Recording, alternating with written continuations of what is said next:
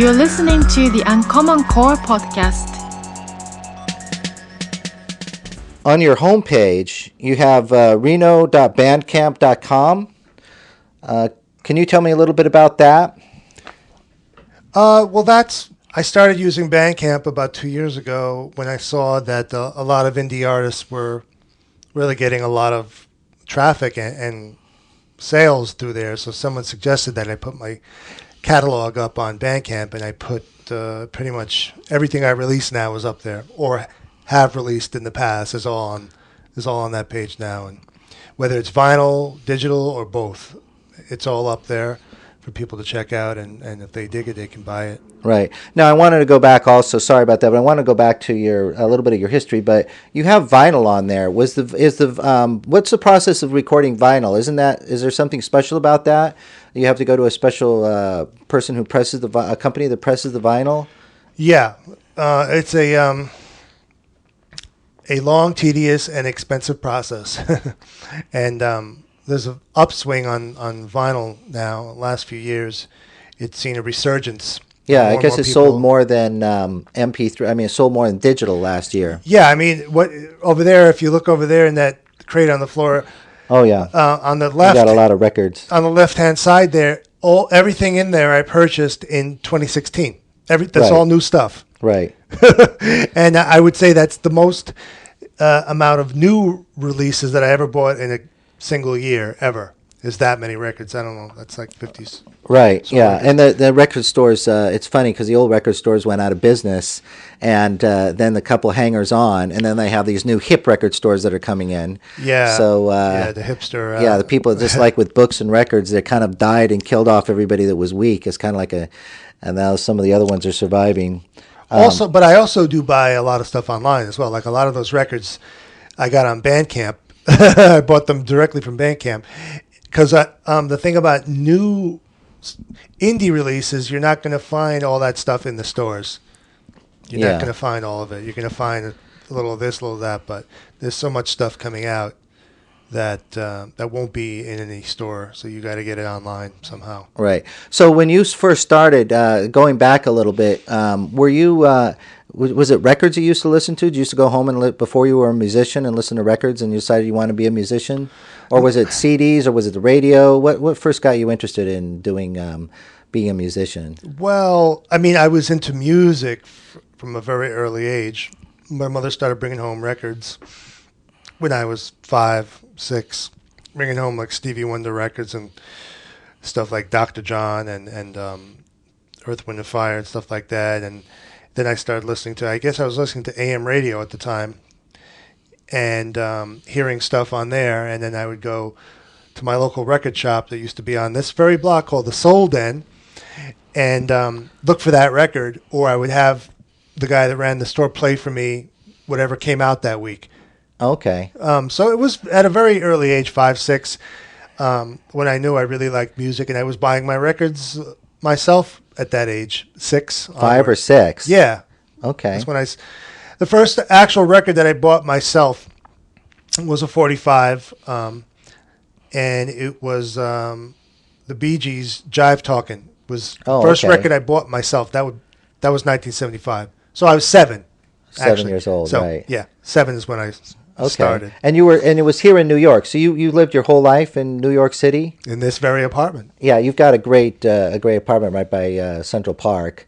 Yeah, very lucky. But and so when was around the time you said you were telling me about your first synthesizer? Was it like had an oscillator on it and a keyboard?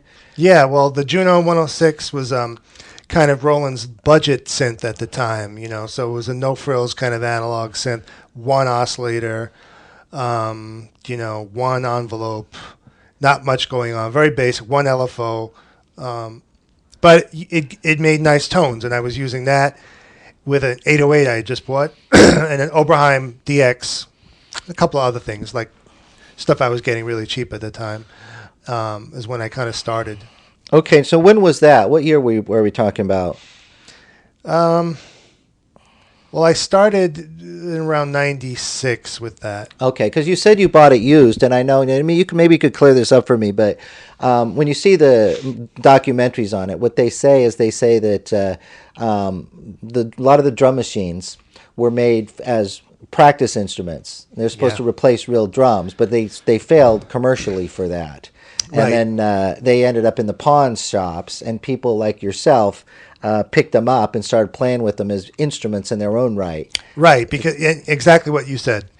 They were meant to be practice instruments for organ players, piano players, and they were meant to be used on home demos and stuff like that, which I guess they were, to an extent. But then they kind of took on a life of their own when people started using them for their wacky sounds. At least the original analog drum machines from the late 70s, but in the early 80s, and you had the 808, which was the first fully programmable drum machine, and which also didn't really take off for Roland, and then it was, like you said, in pawn shops. Right. So going back, I'm just out of curiosity here.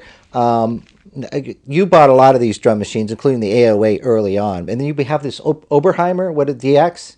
How do you pronounce it? Oberheim DX. Right. Yeah. I guess that's over there. So actually, it's behind you, covered up, okay, next to the Lindrum. Well, all right. Now the thing is, from what I've understood, that one was one that was supposed to be sort of high end and was supposed to sound a lot like drums, and so that was pretty good at sounding like drums. Is that right, or is that the Lindrum? Well, both of those used similar technology. They used samples of actual drum hits recorded to ROM, and they were PCM samples that were stored on ROMs, and they were triggered by the sequencer, as opposed to the previous drum machines that sounded nothing like drums because the drums were generated through analog circuitry. And that would be the 808?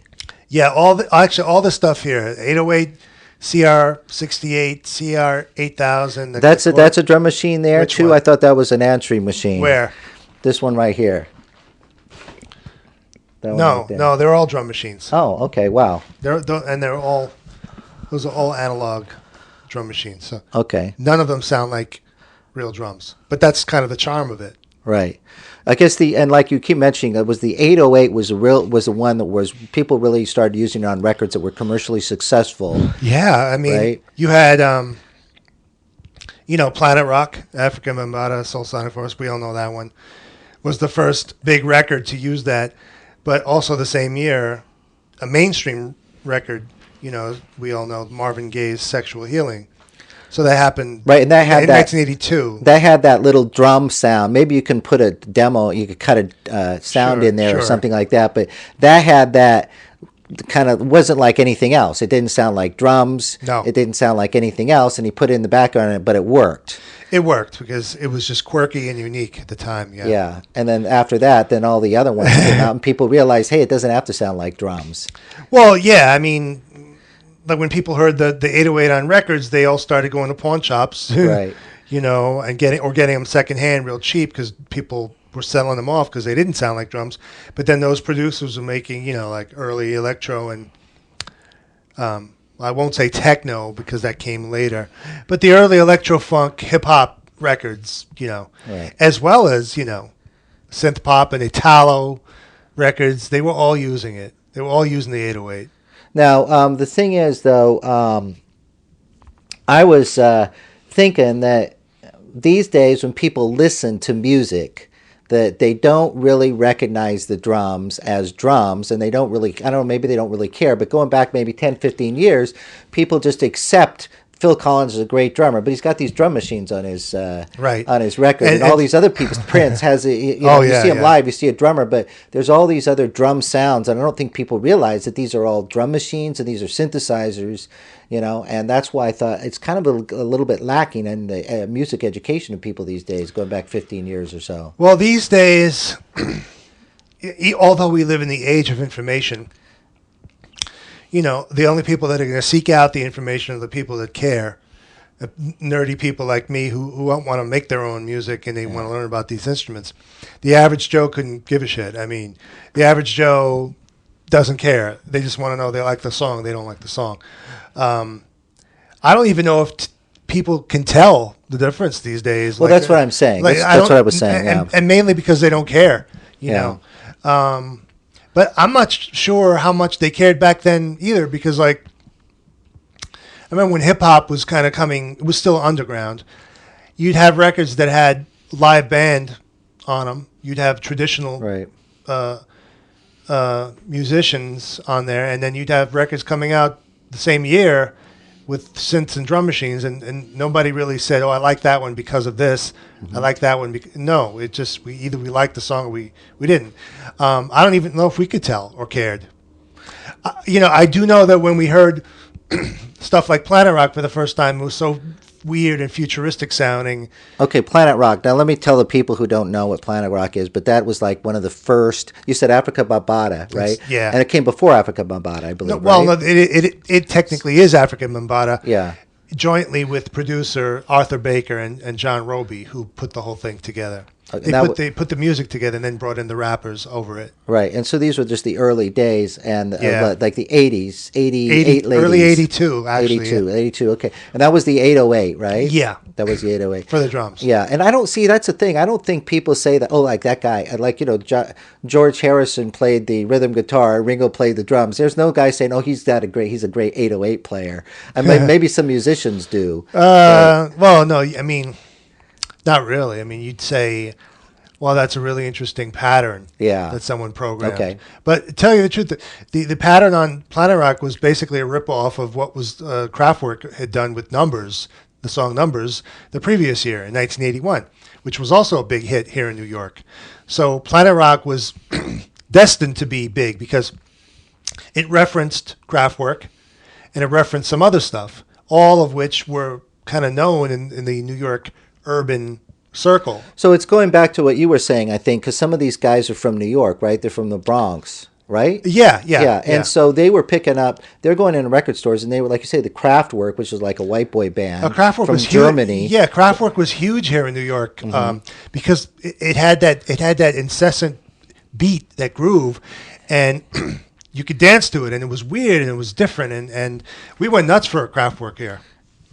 And Kraftwerk, I mean, that's why Planet Rock became what it was, and that's why ultimately Kraftwerk sued Arthur Baker and John Roby because they didn't get permission to use those melodies. Right. From Trans-Europe Express and all that. They used that on there, and they also used part of the composition by Ennio Morricone from the 70s. They kind of ripped off 3 or 4 different records to make Planet Rock. Right. I think, is it Devo and some of the other bands too, that there was influential? So that's the thing I'm thinking of, is they were inspired or they influenced by some of these other earlier and rock and roll bands. And roll bands, they were inspired by P-Funk. They were inspired by Kraftwerk. They were inspired by, who knows, they might have been inspired by other stuff too, Tangerine Dream. Right. I think all of that came into play, and then the new wave, stuff like Human League and all that stuff. Yeah, and I think it's, to just interrupt you real quick, just important. I think it's kind of important for people to know a little bit about the history, not just of the gear standpoint, but what these, who inspired who, what led to what, and know a little bit about the music history, because everybody's dying now, and it seems that if no one knows or cares, there's going to be this warped music history that is some hipster's imagination. The real history is amazing. It really is, and there was so much we call it cross-pollination going on there, like New York City and London, England, for some reason had this thing going on where they were really like bouncing ideas off each other. I mean, there was, people from England, like Malcolm McLaren, coming to New York, but, ending up in the South Bronx of all places. This British dude is in the South Bronx. What the hell is he doing here? He's hearing DJs scratching records, and he's hearing drum machines, and he's hearing all hip-hop culture and all this stuff, and he's like, whoa, what is this? So you got a guy from a punk rock background from England. This is just one example. Yeah, Marshall McLuhan. And comes over here and ends up making records. Sex Pistols. Right, he ends up making records like Buffalo Gals with rappers. It's like, God, I mean, and this is long before the internet. That butterfly thing. Madam, right. Yeah. And you got to understand this. it was at a time when we had nothing like the internet. So basically, to know what was going on somewhere, you had to basically go over there, Right. or find a newspaper from somewhere else, and somehow you got your hands on that. That's the world that we had back then. Well, people were curious back then too. I mean, they would go to a record store and they'd put a record on the turntable and they'd sit down and listen to it. It wasn't something I listened to while they were doing something else. Right. It was something they did, and that's all they did. Right. Yeah. That was music was a real experience, and that's for me. I pretty much treat music the same way now. It's like there's nothing wrong with having music on and cleaning your house. We all did it back then. We still do it now. But I mean, when you really want to listen to music, you really just have to listen to the music and focus on that. Yeah. And I think that's kind of a lost art.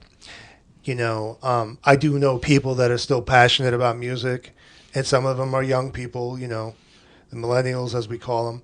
But this is a niche group of people that are really into this stuff in a very kind of passionate, almost nerdy way. Right. But It's hard to say exactly how much and who with this. That's why the podcast, I mean, I don't know who out there in the world is listening, but you never know. I mean, there may be a niche in one part of the world that ends up growing, you know. But going back, I mean, we're sitting here and you've got this great studio and you got all this gear. Let me ask you a couple of questions about some of the things that you have. I'm looking right across from where I'm sitting, and you got this bright red synthesizer with black keys and white. What are those called? Chord keys? Yeah, I'm not a musician. well, no, the sharps and the sharps naturals, are white. Yeah, okay. Well, they're reversed because this is a Nord Lead 2X anniversary They're model. reversed, right. So they reversed the keys, and that's pretty much the only difference. It's really a 2X under the hood, but I like it because it was limited edition. What is it about Nord? I think I saw it in the Cult used it recently. I saw on stage. I was looking at there, and the band, the Cult? Yeah, the band, the Cult. They're going into synthesizers a little bit more Are now. they? And I looked at that red. What's that red synth? Because I was starting to get into it, and it was a Nord. Well, I think it was a Nord. Probably there aren't too many red. Yeah, you synths can out kind of there. identify it. Clavia, the company that makes this line, Clavia from Sweden, all their stuff is red. That's kind of their trademark. And well, I think the attraction with their stuff is. With the lead stuff is all virtual analog, and it sounds pretty convincing. It may not sound exactly like an analog synth, but they're very lightweight, they're sturdy, they're rugged enough for the road, and I think that's kind of the appeal. Is they're light and rugged. Okay, so they're talking about the Nord, and what is this orange? I'm sitting on the couch, and across from me is like I said, the red. And then you got the orange. What is the orange? What is that? That's it's bright orange. It looks great. That's a what's called a wavetable synth made by a German company called Waldorf, and this is the XTK keyboard, and it's kind of hard to find now. This was made in, I believe, around 1999, 2000. I don't think they made too many of them because it's really hard to find now. You can find the rack version, but you can't find this keyboard version too much. You know, wavetable synthesis is it's different from traditional analog, but it's set up in a way that people that understand analog subtractive synths can understand. And the oscillators are not regular oscillators; they're sampled waveforms. So that opens the door from different types of sonics because you don't have to stick with the traditional waveforms like sine and triangle and sawtooth. You can have anything as a oscillator. Okay. So that's what wavetable, and then you can. All right. Well, let me go back just a little bit. Now you mentioned we were talking about analog before. And nowadays, everybody's into the new old analog synthesizers. Yeah. So when we say the analog synthesizers, like you say, that's original oscillator. Now, what's the other stuff? Like Roland is making a lot of their Aria and some of their other gear. It's just purely they got like 5 different synthesizers in one synthesizer, but it's not analog. It's just computerized samples or something like that generated. Well, no, actually, it's not sample based, but it is 100% digital. For example, when you're talking about the Ira line, like behind me, the System 8, basically that lets you load software plugins into dedicated hardware. rather than just having it stuck in your computer. So you can load it into this hardware and you can take it anywhere with you and not have to worry about having a computer around. But under the hood is basically just, similar to virtual analog synth. It's just a microprocessor computing code. In this case, Roland has it so that it's emulating the Jupiter 8 and the Juno 106 and some of their old synths, but it's something called analog circuit behavior. Okay. And basically you're modeling those synths. Okay. So, and you like most of your stuff is most of your gear is analog, old vintage synthesizers. You don't seem to be into the new stuff so much. Well, this is about as new as I'll get. Apart from the Nord. Yeah. The Roland System 8 is a new piece of gear, but it's emulating old gear, so I don't know if that counts either way. But yeah, for the most part, I have a lot of vintage stuff here. Is there anybody making something new that's new and exciting, though, now? I mean, is it all just old stuff? Well, this is kind of a subjective question. There's a lot of new analog stuff being made. But the cynical person would say, "Oh yeah, but you're making new stuff. That's already been explored. Those sounds have been done." Like Arturia and Korg and people like that. Yeah, so that's the cynical approach. But I'm all for it. And I don't really care if it's analog or digital as long as it can make interesting sounds. I will say that there might be a lacking in new types of synthesis coming out, because the new stuff coming out, as I said, it's either emulating analog or it's actual new analog. And these are not really new instruments. They're new instruments, but they're using, architecture that's been around forever. It's not really... Yeah, they got some weird way of copying it with the emulation, whatever that is, process that they do, right? Yeah. I mean, like the Arturia, the Mini Brute and the Micro Brute, they're analog synths. And I think you're getting incredible value when you buy one of those. And they're pretty feature packed, but they're not really... The little Volcas, I think, are also... Yeah, those are great. They're $150. The whole series is great. Right. But you're not really getting anything otherworldly. You're getting, for the most part, familiar types of textures. There's nothing wrong with that, because, hey, a guitar is a familiar texture, a piano is a familiar texture. Right. So obviously people still want those sounds. Right. And now one more thing I was going to say earlier and I forgot. Now I brought all this crap in here. I got some of this stuff new, and I hope everything turns out. But one of the points I wanted to make is that for the new people to understand kind of what's going on, because there seems to be like they're going way ahead of us. These companies and these designers are getting way out in front of all the musicians and everybody else. And they're coming up with the drum machines that are combined with these DJ sets and are, and they're cross-mating between the DJ and the different kinds of DJs and the synthesizers and the drum machines, and there are all these combo packages. Yeah. And and some of the people that listen, because like in my class when I teach, I mentioned it to somebody the other day, and he said, "Oh, well, those hip hop guys, they don't do anything. They just sit. People think they just sit there and make up dumb lyrics or dumb rhymes. They don't realize that they're programming and they're putting together all of these." It says, like, what does this guy do? Well, they create the whole soundscape themselves. Right. And I don't know if everybody really appreciates that. But it's interesting.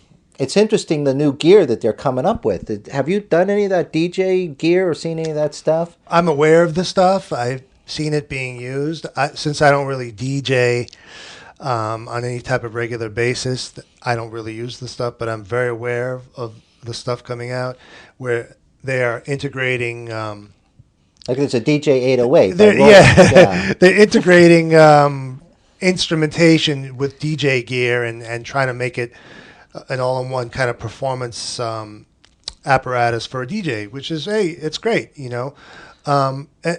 the people that say, what are you doing? You're just pushing buttons. You're just doing this. Those are people that don't really understand the process, don't really know what... Right, and I think a lot of people are like that. Yeah, a lot of people like that, and unless you show them and sit them down and say, hey, this is what this person is doing, unless you do that, they're not going to get it. And there's people like Kanye West who make a big ass out of themselves, and so they just think everybody's just, they're just arrogant You know, they don't know that there's a real art that goes into making some of those. Well, he's giving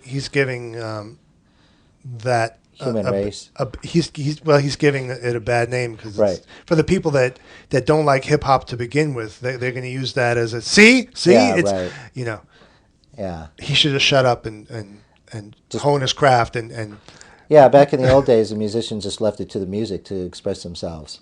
Yeah, these guys were faceless back then. It's only now recently that we get to see what they look like. Yeah. Guys like Arthur Baker, and you know, they were cooped up in the studio making tracks. They you know. One of the things I liked about Pink Floyd was they weren't, you know, they didn't have their faces on the covers and everything. Right. It was just the art. It was just the artwork. Yeah. And then their music, and then just what you listen to. Kind of like Genesis did that too. They didn't really put their face out there. Okay, well, yeah, I don't want to take up too much of your time, but let me just, before we end, and I hope this, I think this one here is coming out okay. Let's go over a couple of your instruments. So you talked about the Nord, and you talked about, what was this orange thing you wear? That Waldorf XTK. Waldorf XTK. I encourage you guys, maybe I could get some pictures on the website or something, go out and look at some of these instruments. And I mean, they're awesome. Maybe in the future I'll get some kind of a video of some people playing them. But there's plenty of stuff on the 808 you have up there. Yeah, I mean, there are millions of recorded examples of that machine. Right. But you know, I could cut in some. Yeah, like here. Right here. Yeah. And then we should talk about the Prophet 5, which there's a lot of stuff on the Prophet 5 as well. 5, some crazy people surprised on the internet. Haven't talked about it until this point in the interview. Yeah. But you know, along with the 808 and the Lindrum and the DMX, defined the aesthetics of the first half of the 80s pretty much. And you know, the Prophet 5 was the first synthesizer with a CPU in it to allow you to store patches and recall them. So that was a big deal. Oh, does it have a floppy or was it? No, it's a CPU. It's a processor. Oh, okay, because some of them had those were little floppy. That was a little later, yeah. Okay. But yeah, that was a microprocessor. So Dave Smith, is he who did he work with on that, or was this his design? Oh, that's really well. He had a couple of people running his company with him, but that was really his design, Dave Smith. And Dave Smith is still around making new stuff. But as far as the Prophet 5 goes, that was kind of what he's really known for. There was a book that came out recently about his company, Sequential Circuits, and it focuses on the picture on the cover is obviously the Prophet 5. Right. But I'll give your listeners a couple of examples that I like, which had the Prophet 5 in the forefront, and I'll let you hear them now. Okay. Now the thing is, what's this little wheel that you're playing with? Who invented that? The little mod wheel, the arpeggiator. Is that an arpeggiator? How do you say it? The wheels on the little wheels on the side of the thing. Okay, well, these things right here. What are they? The one on the left is typically the pitch wheel. Allows you to vary the pitch of the oscillators when they're playing, whether it's one note or a chord. And the wheel on the right is used typically for modulation, which allows you to introduce like vibrato effects or filter modulation effects. And the modulation is created by something called an LFO, which is a low-frequency oscillator, which is another waveform similar to an oscillator, but you don't hear the waveform, you just hear its effect on something. Right. So it's an invisible waveform that you use to modulate other stuff. Okay, now, so it was in the very first synthesizer because it's part of the whole thing. But who put it on the side of the keyboard? Was that the Prophet or was that someone else? No, that was Bob Moog. Oh, so the Moog. Yeah, he's the one that came up with that because his first synths were modular and well, actually Quincy Jones takes credit for this. He approached Bob Moog and said, "Look, Actually, Bob Moog asked Quincy Jones, why aren't any African-American musicians using my instruments? He goes, because you can't bend the notes, man. You got to find a way to bend the notes, and then you got to make it bluesy. We want to play this like we play a guitar. So then that gave Bob Moog the idea, how do I bend the pitch, And they came up with the whole wheel thing. Okay. And then every other company, copied that. So now going back to Bob Moog, is it Moog? That's how you pronounce it? Technically it's Moog, but everyone says Moog. Everyone says Moog. Well, Moog sounds better than Moog, Yeah. They sound like brothers, twin brothers. One's had a problem. But so when they first came out with the Moog, Bob Moog, was it used in movies? People didn't really see it as a musical instrument, I guess. That's what I heard from watching stuff on YouTube and stuff, documentaries. There's a couple documentaries out there. I think the earlier Moogs were probably a little bit more off-putting because they just were, patch chords and we so had the forth. theremin too. It was the first thing he made that, money selling, which is you wave your hands in the air and it creates some kind of electrical field. That right? was used on Lost Planet and all those shows from the 50s. And maybe you could demonstrate. I don't know if you. I don't have a theremin. You don't have but a theremin, but it's like woo. Yeah, it's kind of a weird, spooky. You did clip. It's a weird, spooky kind of sound that it makes, and I think that sound is kind of relatively easy to create I have on a theremin, synthesizer. Actually, You have it. Yeah, that's right. Just You told for playing around with it. Yeah. It's kind of hard to play. It's hard to control. There was one of my students who you could find her on the YouTube, but she plays in the subway. She went back to Japan. Yeah, it's popular in Japan. Is it? Evidently, yeah. And there's a MOOCs and there's a theremin society. But yeah, so he started selling those things. Yeah. Who knows to who? People at education, schools would buy them to teach physics. This is all physics. Right. All this is physics. Everything we've been talking about, oscillators, envelopes, filters. This is all physics. Right. So yeah, they would use it. Originally scientific instruments. They would right? use them for educational purposes. Yeah, right. in schools and stuff. But the Mini Moog was Bob's way of saying, let me condense this thing into something that's not so intimidating. And have a regular keyboard on it and have these wheels here and everything's labeled so that musicians can figure out how to shape these sounds. And that thing took off. I mean, 1971 till 1981, he made that thing. He made like 12,000 of them. And that's all over. Yeah, every kind of most music. of the Moogs were real expensive though too, is right? Oh yeah, no. I mean, high end. They were must was a car and a house, something like that. Well, if you adjust for inflation, it's a lot of money. I'm not sure what it retailed for back in its heyday, but a lot. Right. You had to have the cash, and so studios could afford them, but the average musician probably couldn't afford one. So we're kind of jumping all over the place, which is. It's okay, I think, though, because it's a little bit complicated. But you have Bob Moog, who came before you, way before me, but also before the Prophet, Yeah. and so the Prophet came out a decade or so later, right? And then what were the kind of music that was being played on the Prophet? Oh man, I mean, we have a lot. I think I wrote down everything, popular music, new age music. Tangerine Dream used it. Vangelis used it. I'm sure it was used. The guy in Yes, what's his name? Rick Wakeman. Yeah. Tony Banks of Genesis, Phil Collins himself. Everybody in every type of music. Mm-hmm. Kind of like what happened with the Mini Moog. It was used by everybody for anything and everything for a good 6-year run. Yeah, there's a lot of people, a lot of sounds. I know the Beatles and people like that have it in the back, in the background of their Moog as well. I think they did. They're not known for using synths per se. They're what they're but doing. I think they used. Yeah, what they're doing now. It's kind of interesting. I don't know if it's interesting to anybody else but me. But they're on Facebook and stuff. They're starting to spread around parts of different albums. So they have Abbey Road's Moog, and I heard that and was kind of interesting. Just the isolated. The isolated. So, what songs was that used on? It was from Abbey Road. The album. Something, and there's Moog on that song. Yeah. Something. I know the song. Yeah, there's a Moog on that, and you know how it bleeds over into. Segues into the one about the Queen and okay, you know what I'm talking about? I think so. Yeah, and Golden Slumbers. It's on there. Yeah, Golden Slumbers, stuff like that. It's subtle and it's in the background. It's more like an effect, right? Yeah. It's not like a musical. Yeah, thing. It's not a musical thing. It's an effect. In the background. Okay. And that's why once they isolate it, it sounds really interesting. I have to check that out. It's whereas a lot of these other instruments, they're right in your face. They're a critical part of it. But adding texture and subtlety, I think, is. It's kind of interesting. I was going over here, and I was also looking at your Linn drum, and all the people looking at my notes here. Prince, Tears for Fears used the Linn drum. Freddie Mercury, ABBA, Falco, so many people. Phil Collins. The Linn drum, which is the drum machine, That's another one that was pretty popular. What time did that came in early, right? The Lynn and the Oppenheimer, the DX. Well, the first Lynn drum was the LM1, which was 1980, and then only 500 of those were made, and it was really expensive. And Prince is the guy that really made best use of that, and that was only around for 2 years.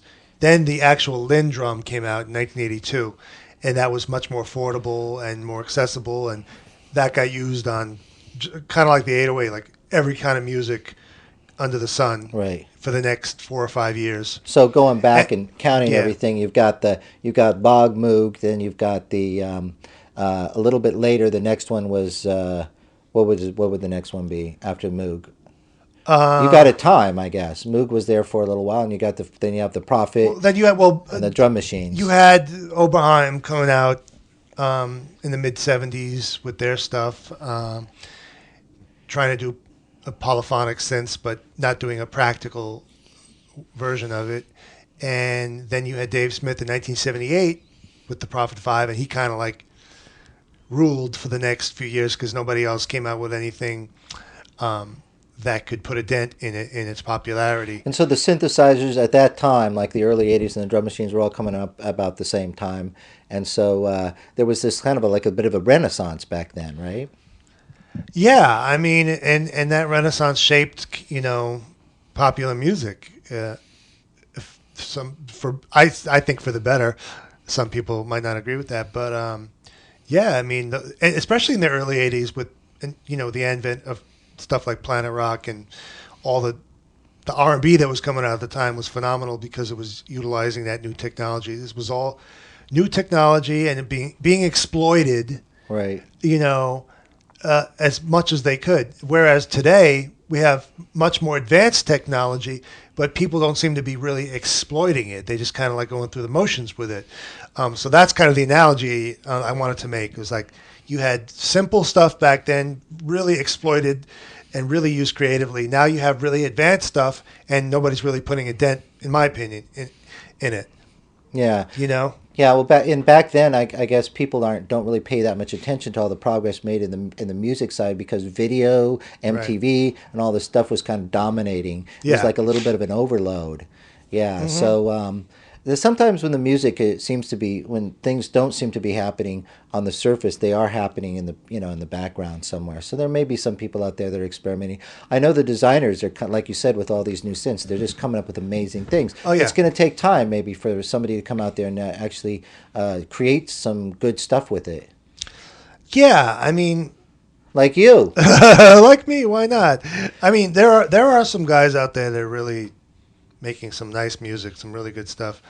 It gets a little subjective, of course.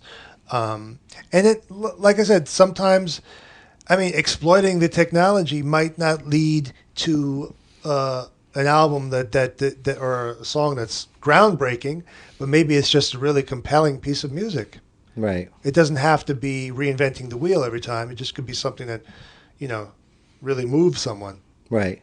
Now, I was gonna. So going back to some of the stuff that you're doing.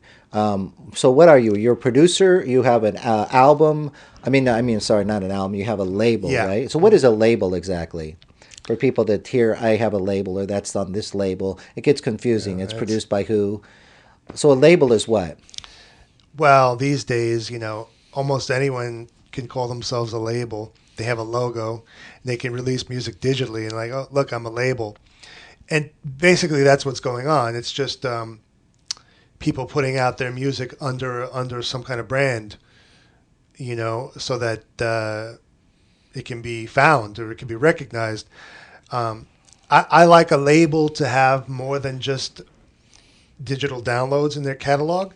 I think it's important to have some kind of tangible media, because years from now, who knows if those digital downloads will be in existence, if they're located on someone's hard drive. It's kind of weird to know what's going to happen in the future with this stuff. That music has to be stored somewhere on some big server that won't be destroyed or erased, and I don't know if that's happening. So for that reason, I like tangible media. Like we said before, vinyl's on the upswing. I still like CDs, people have given up on CDs for the most part, but I still think they're a really good format.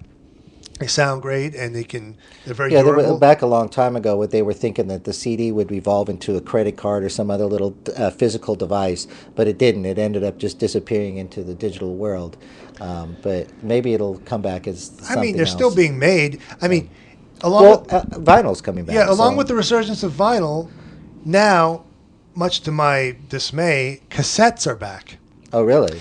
And that one is throwing me for a loop because, it was always a very unreliable format, and it hasn't gotten any better. Well, the 8-tracks were great because they would chunk right in the middle of a song, yeah. Yeah, the sound quality on those or cassettes weren't great. The reliability factor is just... Right. You could play it on the wrong deck and it'll get destroyed. Yeah. Cassette, and now people are putting out albums. Used to have the for people that don't know, there were these big things. The 8-track, so you'd push them in, and it would go chunk, and there was some satisfaction of that. But then with the little small cassettes and the 8-tracks, sometimes you pull them out, and the tape itself would get caught in the machine.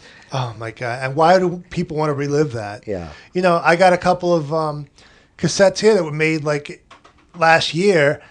And I played them on my other deck, and they got destroyed within 10 minutes. I'm like, I know it was the deck that did it, but the point is, these things are very fragile. What's the attraction? Right. And it's so hard if they don't make decks anymore. I think Tascam's the only one that makes a deck. You can find some old Nakamichis, but... well, now with the resurgence of cassettes, I bet you there'll be companies making tape decks again. Yeah. Just like there are shitloads of companies up the wazoo making some kind of turntable now. Right. There's a lot of that. A lot of it looks a little gimmicky to me. A lot of it looks very hipsterish. Yeah. I don't know if the quality is always going to be there, but just I'll stick with my Techniques 1200s, the workhorses. Well, I'm hoping to do another one with some of the guys that do turntables. There's some people around here that make some pretty good turntables in the United States, VPI, for example. Yeah. And some of the other ones are over in Europe. There's no Japanese have the Pioneer and the Technics, and those are all the DJ things. Anyway, that's another story. That's another story. But you got a couple turntables that you're working with, I see. I noticed over there. 1200s Techniques. Yeah. So you could do the sampling. So let's go back real quick before we end. Because we didn't really talk that much about your company and the recordings that you have.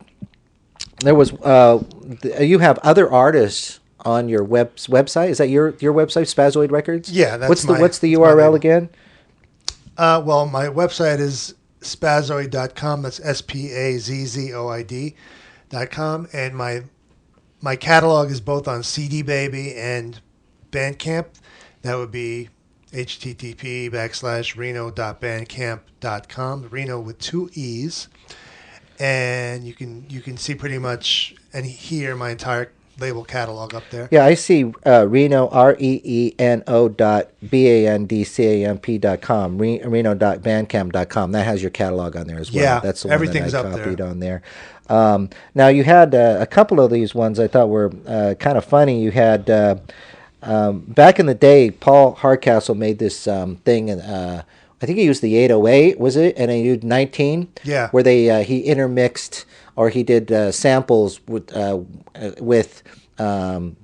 drum machine, and he created this sort of politically charged commentary on the Vietnam War. Yeah, he did. Yeah. And that was basically 808 for the drums, Prophet 5 for the chords and the bass. And then the EMU emulator was triggering the vocal samples, that 19 thing. Right. And so that's pretty much, I think, all he used on that. And for those who don't know, he did that song in 5 different languages. Oh, he did? He did Spanish, Italian, French, Japanese, and English. I noticed you had one on your website, Massive Corruption, dedicated to Bernie Sanders. Yes. Right. Yes. That's kind of my... I had this instrumental, and I wanted to make it more interesting, so I decided to make it kind of on like the 19 kind of. Yeah. A lot of people have compared it to that, and I guess that would be the easiest thing to compare it to. I usually don't do politically charged stuff, but the 2016 election had me so just wound up over everything that was going on, and Not to get too political here, but yeah, I was really into Bernie and the stuff that he wanted to do for the country, and I watched how he was marginalized by the Democrats and basically sabotaged, and I wanted to put that into a song.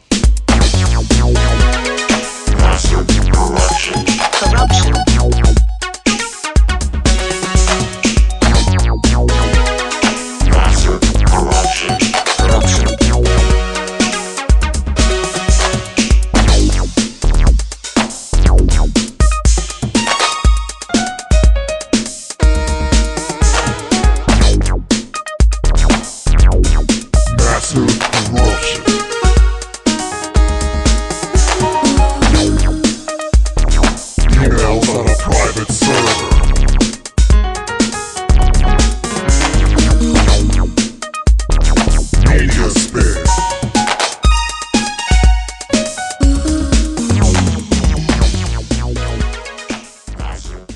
Well, maybe this is a stretch, but you said before, you made the point that back then people used to really explore, and I guess the atmosphere back then was maybe life was important and you really have to kind of make a difference. And maybe that will cause them, and maybe the Vietnam War and the hippies and the drugs and all the things that are going on, maybe that sort of fermented or pollinated, the artistic community. So I think so. Maybe this what's going on now will be good for the artistic community. With all these brand new tools, maybe we'll have a whole new thing coming out. I think that's a very valid point. I remember a guitarist friend of mine a long time ago when we were talking about music of the 60s and 70s and 80s. He goes, usually when the economy is bad, the music is very good at that time. And I think what you just said is kind of the same thing.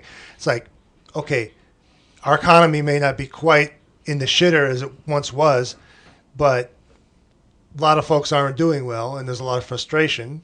That's pretty much why Trump got elected. Not that he's going to do anything about that. That's a whole other, I don't want to get into that. But the point is, people are frustrated, people are hurting, people are living paycheck to paycheck. Usually good art comes out of that strife. Well, the feelings go deep, I guess. Feelings go deep, and I think the art usually blossoms in times like this. Knock on wood. Right. Keep my fingers crossed. Okay.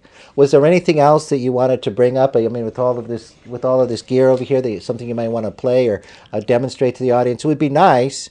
We didn't do it in there. Maybe we could cut it in later. Some Moog sounds. Oh yeah, that's my favorite. I really like the Moog. The Moog is just weird.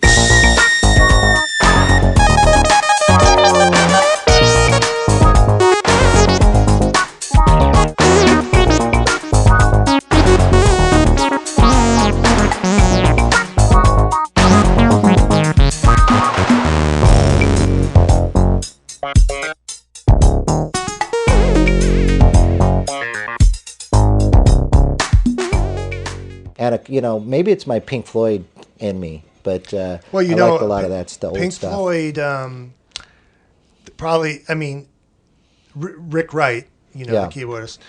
I'm sure you know the album "Wish You Were Here." Right. It's my personal Floyd favorite.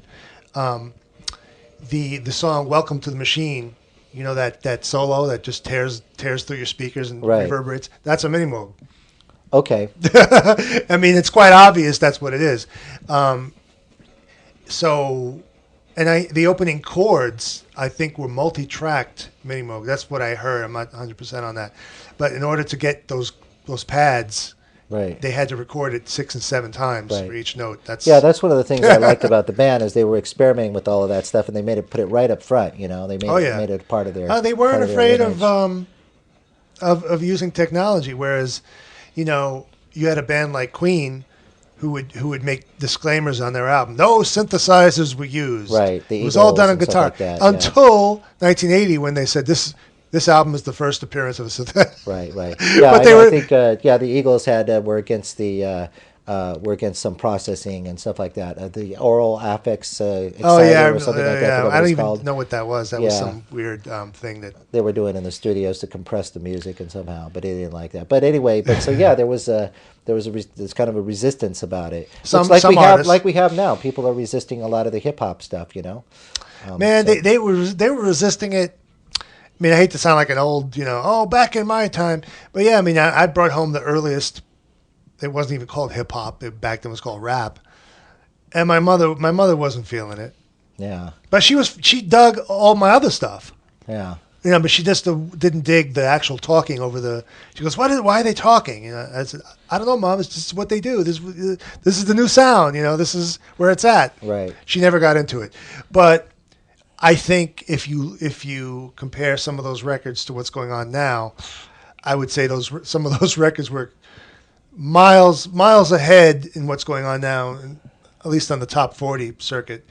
In creativity. Yeah. I mean, I'm biased because that was my era, but really, I mean, a lot of the stuff being made now sounds like it's really just churned out with, let's churn them out. Let's not really put anything in there that's going to, upset anyone or, make people stop and really want to hear what's going on. I think it's just kind of hard to know whether it's just yourself, because I try to keep away from criticizing too much because I don't really know what's me and there's something going on because people always have said that.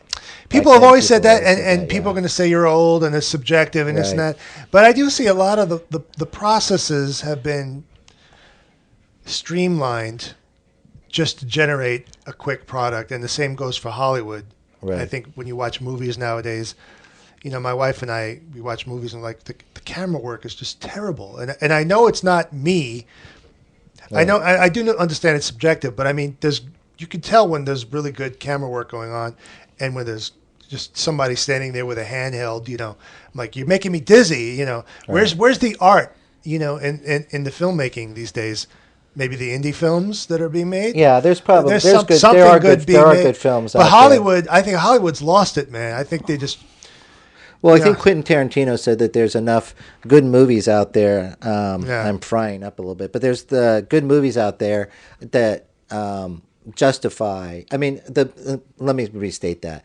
There are movies out there that are crap that make a lot of money, and they are allowing the other movies to exist.